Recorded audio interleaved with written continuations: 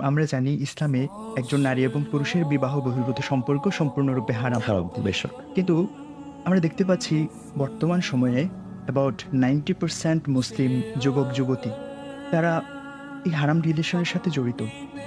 আপনি দেখুন এই হারাম রিলেশনশিপটাকে অন্য কোনোভাবে সহজ করে অন্য কোনো পন্থায় কিন্তু হালাল করা বা হালালের কাছাকাছি নিয়ে যাওয়া কখনো কিন্তু সম্ভব না। নয়। তো এই জঘন্য একটা হারাম রিলেশনশিপকে, হারাম একটা কাজকে আমরা খুব সহজভাবে নিয়েছি বর্তমানে। জিনা কোনো গুনাহের কাজই মনে করা হচ্ছে না।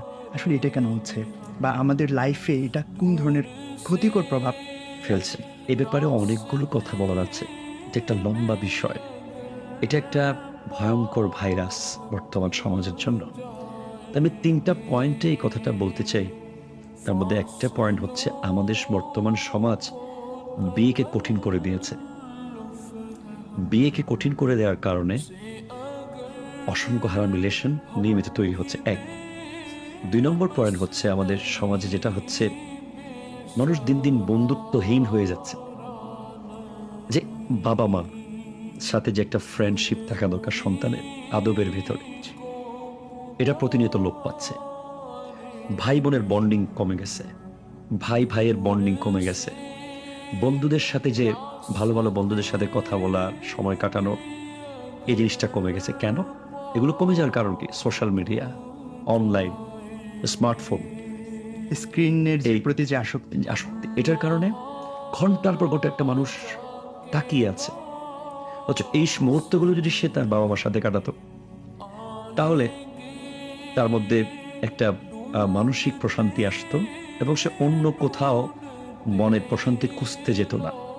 সে যখন অনলাইনে, স্ক্রিনে, সোশ্যাল মিডিয়ায় আসক্ত হতে হতে একসময় সে এক্সট্রিম লেভেলে যখন পৌঁছে যায়, তখন তার হরমোনাল একটা চেঞ্জিং আসে এবং অটোমেটিক্যালি সে তখন একটা জায়গায় গিয়ে প্রশান্তি খুঁজতে চায়। কারণ তার বাবা মা তার কাছে বিরক্তির কারণ হয়ে গেছে এখন। কারণ তারা সারাক্ষণ তাকে নিষেধ করে। তার ভালো বন্ধুরা বিরক্তির কারণ হয়ে গেছে। এখন ওই সময় সে প্রশান্তিটা খুঁজতে যায় একটা বেগানা মেয়ের কাছে।